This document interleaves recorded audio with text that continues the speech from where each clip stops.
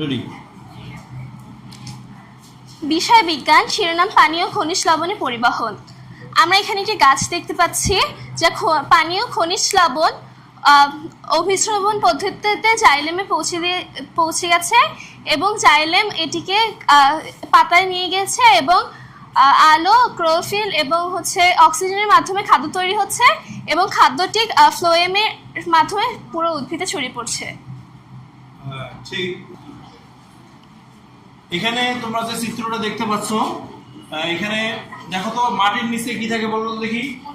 মূল থাকে, আর মূলের পরে আরো যে চিকন চিকন গুলো থাকে ওগুলোকে আমরা কি বলি? মূলরুম। মূলরুমে এই জায়গায় একটা প্রক্রিয়া ঘটে, এটার নাম কি? অভিস্রবণ। অভিস্রবণ প্রক্রিয়ায় এই মাটিতে যে পানি, খনিজ লবণ আছে সেগুলো জাইলেম টিস্যু পর্যন্ত পৌঁছায় কোন প্রক্রিয়ায়? অভিস্রবণ প্রক্রিয়ায়। এরপর জাইলেম টিস্যু এই শোষিত পানিকে এবং খনিজকে কোথায় পৌঁছে দেয় বলতে দেখি? পাতায়। পাতায় কি ঘটনা ঘটে? পাতায় সূর্যের আলো, তারপরে কি পাতায় আছে কি বলতো দেখি? ক্লোরোফিল। কি আছে? ক্লোরোফিল। এটা প্লাস্টিকের ভিতরে কি আছে? ক্লোরোফিল। তারপরে এই যে পানি প্লাস পাতা আমাদের পরিবেশ থেকে কি সংগ্রহ করে? Carbon dioxide. কি গাছ কি সংগ্রহ করে?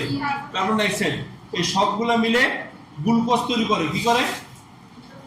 খাবার বা খাদ্য তৈরি করে। এই খাদ্যটা আবার ফ্লোয়েম টিস্যু কি করে?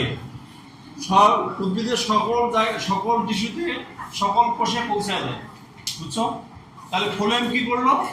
খাদ্য পরিবহন করলো। আর জাইলেম কি করলো? পানি এবং খনিজ লবণ পরিবহন করলো। তাহলে এই দুটো কি টিস্যু বলতো দেখি? পরিবহন টিস্যু। কি টিস্যু? হ্যাঁ। জাইলেম কি করতেছে দেখো তো, তীর দিয়ে আমরা কি বুঝতেছি? জাইলেম পানি কোথায় ওঠায়? উপরের দিকে। আর ফ্লোয়েম কি করতেছে দেখো তো, তীর উপরের দিকেও আছে, নিচের দিকেও আছে, মানে সারা শরীরে ছড়িয়ে দেয়। সবাই কি বুঝছি?